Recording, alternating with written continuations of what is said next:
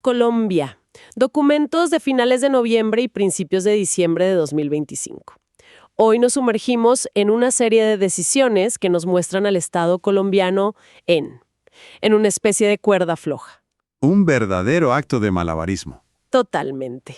Tratando de hacer malabares con demandas que a menudo, se contradicen. Sí. En Antioquia, por ejemplo, veremos la tensión entre el oro y el arroz.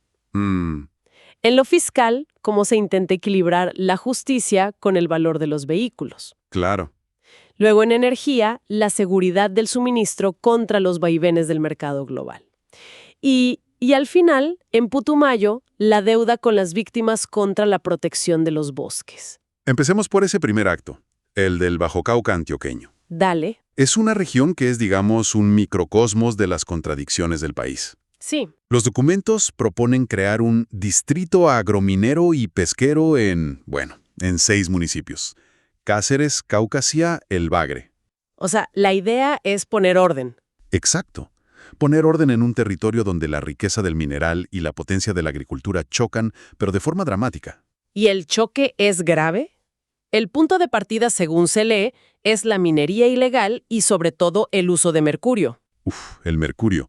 La Procuraduría lleva desde 2023 con una mesa nacional de mercurio. Intentando erradicarlo. Claro, hablamos de un veneno que está destruyendo ríos, ecosistemas enteros. Pero, y aquí viene la contradicción, esta no es una tierra vacía que solo tiene oro. Los datos sobre su potencial productivo son impresionantes. Son abrumadores, estamos hablando de que casi la mitad de la subregión, un 44%, tiene vocación agrícola. Casi la mitad. Sí, más de 350.000 hectáreas de frontera agrícola. Y no es solo potencial, es una realidad. La ganadería es enorme. ¿Qué tan enorme? Casi 317.000 cabezas de ganado. Eso es el 10% de todo el ganado de Antioquia. ¡Wow! Y en cultivos, para el 2022, el Bajo Cauca produjo casi la mitad del arroz de todo el departamento. ¿La mitad? Y un tercio del ñame. O sea, es una despensa agrícola fundamental. Espera, aquí es de donde me pierdo. Si la región es una potencia agrícola, ¿cómo es que la minería ha llegado a degradar tanto? Los datos de Corantioquia son, para sentarse a pensar, de casi 800 unidades mineras, más del 60%, Más de 500. más de 500 están en zonas ya degradadas. ¿Cómo es posible que coexistan de esta manera tan brutal? Es que esa es la clave. No coexisten, chocan. Durante décadas, el Estado estuvo, digamos, bastante ausente en la ordenación de ese territorio. Y la minería daba plata rápido. Exacto. La minería, mucha de ella informal o ilegal, ofrecía una rentabilidad inmediata que la agricultura no siempre podía igualar. Entiendo. Lo que vemos ahora no es solo una nueva regulación, es el Estado intentando ser un ingeniero social y económico en una de las zonas más complejas del país. Eso suena increíblemente complicado. Hablan de reconversión laboral y formalización. En la práctica, ¿qué significa eso? Bueno, Le dices a una familia que ha sido minera por generaciones que ahora se dedique a plantar arroz. esa es la pregunta del millón. Y el verdadero desafío. La resolución no es una varita mágica. Claro. Formalización es ayudar a los pequeños mineros que están en zonas permitidas a cumplir las normas, a tener títulos, a pagar impuestos. Integrarlos a la economía legal. Exacto. La reconversión es mucho más difícil. Implica dar capacitación, créditos, alternativas reales para los que están en zonas que deben protegerse. O sea, no se trata solo de prohibir y ya está. No, porque prohibir sin dar alternativas solo genera más conflicto y empuja a la gente a la ilegalidad. Claro. El verdadero punto aquí es que el Estado está reconociendo que no puede simplemente elegir o agricultura o minería. Tiene que gestionar la coexistencia. Y el éxito o fracaso de esto podría ser un modelo para otras regiones. O una advertencia. Es una apuesta de muy alto riesgo. Y de ese acto de equilibrio en la tierra pasamos a uno que se siente más cerca del bolsillo. Ah, sí. Porque la forma en que el Estado decide cuánto vale un carro para cobrar un impuesto también es un modelo. Un complejo ejercicio de malabarismo fiscal. Totalmente. Hay una resolución que fija las bases para el impuesto vehicular del 2026. Y en el corazón de todo esto hay un principio constitucional, ¿no? Sí, la progresividad tributaria. Suena técnico, pero la idea es muy simple y se basa en la equidad.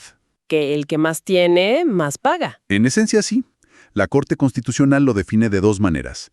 Equidad horizontal, A ver, que es si tenemos la misma capacidad de pago, pagamos lo mismo. lógico. Y equidad vertical, que es que quienes tienen más capacidad de pago deben contribuir en mayor proporción. Ok, eso tiene todo el sentido en la teoría. Pero, ¿cómo se traduce eso a mi carro o al de cualquiera?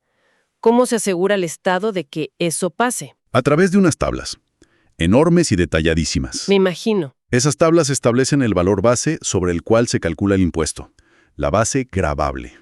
Y para definirlo, cruzan de todo: marca, línea, cilindraje, el año del modelo. Demos un ejemplo para que se entienda la magnitud de la diferencia. Claro, tomemos un Audi A3 con un motor de 1200 cc. Ok, Si el modelo es del año 2025, el Estado dice que su base para el impuesto es de 109.480.000 pesos. casi 110 millones. Ahora, el mismo carro, misma línea, pero un modelo de hace 20 años, del 2005, A ver. tiene una base de apenas 16.755.000 pesos. La diferencia es abismal, Es gigante. lo que refleja perfectamente la depreciación. Mucha gente pues siente eso de que el impuesto del carro baja un poquito cada año, Claro. pero lo que no es tan obvio es toda esta maquinaria y este principio de equidad que hay detrás. Exactamente. Y la granularidad del sistema es fascinante. Las tablas van desde un Austin antiguo con una base de 800.000 pesos hasta, no sé, un Audi R8 de 4.200 cc, modelo 2025. Que debe ser una locura. La base gravable supera los 628 millones de pesos. El sistema intenta ser un reflejo lo más fiel posible del valor de un activo, asegurando que el impuesto sea proporcional. ¿Y esto aplica para todo? Para todo.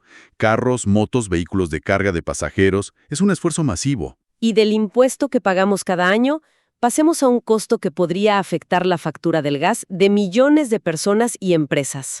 Tema clave. Aquí el malabarismo es entre la necesidad urgente de asegurar el suministro de gas y el riesgo de exponernos a los precios internacionales.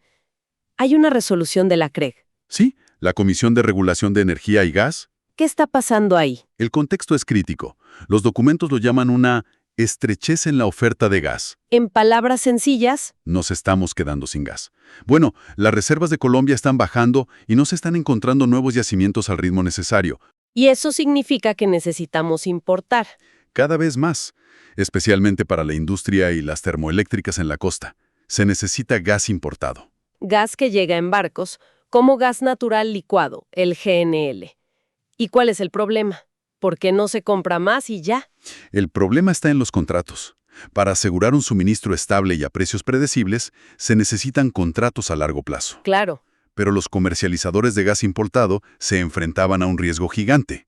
La regulación colombiana sobre fuerza mayor es muy estricta. ¿Cómo así? Lo que aquí se considera un evento eximente de responsabilidad es mucho más limitado que en los contratos internacionales. Un momento. Si flexibilizamos esas reglas para el gas importado, ¿no corremos el riesgo de que los precios internos queden atados a los vaivenes de conflictos internacionales o crisis en otras partes del mundo? Esa es la tensión central. Es el gran debate. Me parece una apuesta muy arriesgada. Es que esa crítica es precisamente la que tuvieron que sopesar en la CREG. La situación actual era que sin esa flexibilidad, los importadores no firmaban a largo plazo. Por miedo.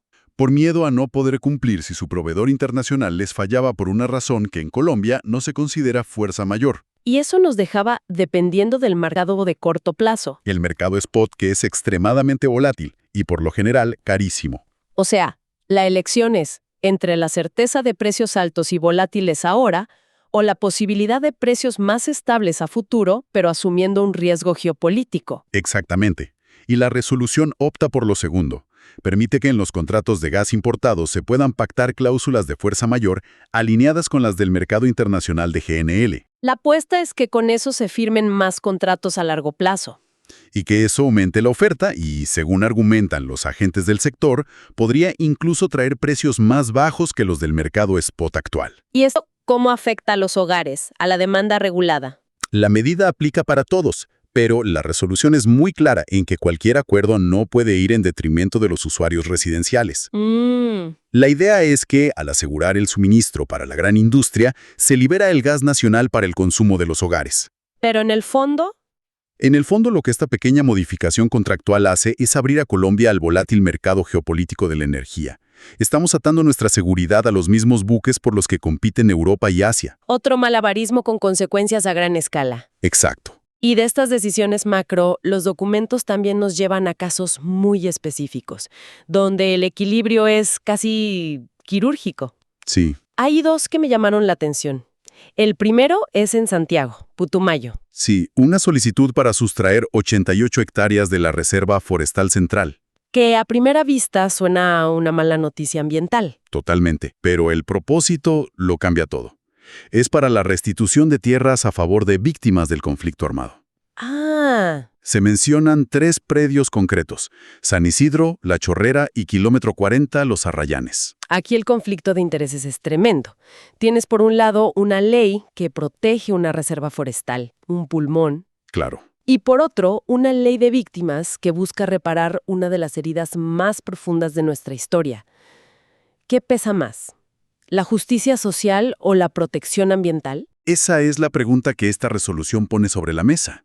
Y no hay una respuesta fácil. No. Lo que vemos es al Estado enfrentado a sus propias leyes, a sus propias prioridades. Y en este caso, la balanza se inclina hacia la reparación de las víctimas. Se argumenta que la deuda histórica es más pesada. Exacto. Que esa deuda obliga a hacer una excepción en la normativa ambiental. Es una decisión dolorosa, porque idealmente no se debería tener que elegir. Y sienta un precedente muy importante. Muestra que la implementación de la paz a veces requiere repensar otras políticas, incluso las de conservación. Es un recordatorio de que las leyes, por más bien intencionadas que sean, a veces chocan en el mundo real.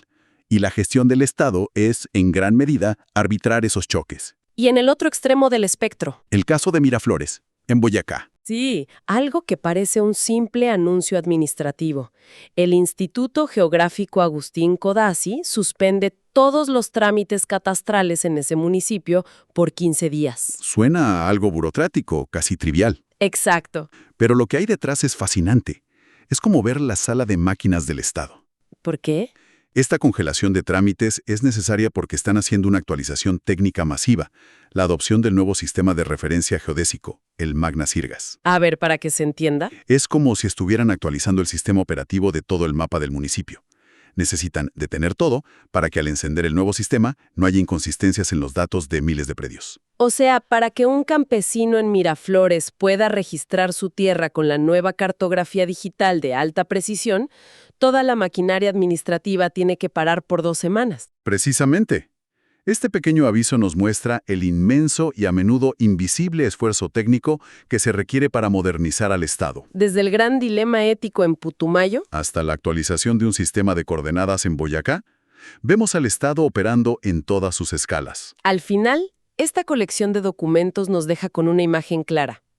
La del Estado como un gran malabarista. Sí. En una mano sostiene el desarrollo económico, en la otra la protección del ambiente. Lanza al aire la justicia social, mientras intenta no dejar caer la estabilidad fiscal y la seguridad energética. Es un acto de equilibrio constante y muy precario. Y la pregunta que queda flotando, la que estos papeles no responden pero nos obligan a plantearnos es, en este complejo acto de equilibrio, donde cada decisión tiene ganadores y perdedores, ¿cuáles son los factores que finalmente inclinan la balanza? ¿La presión política? ¿La evidencia técnica? ¿La movilización social? O sea, ¿qué es lo que, al final, decide para dónde van las cosas?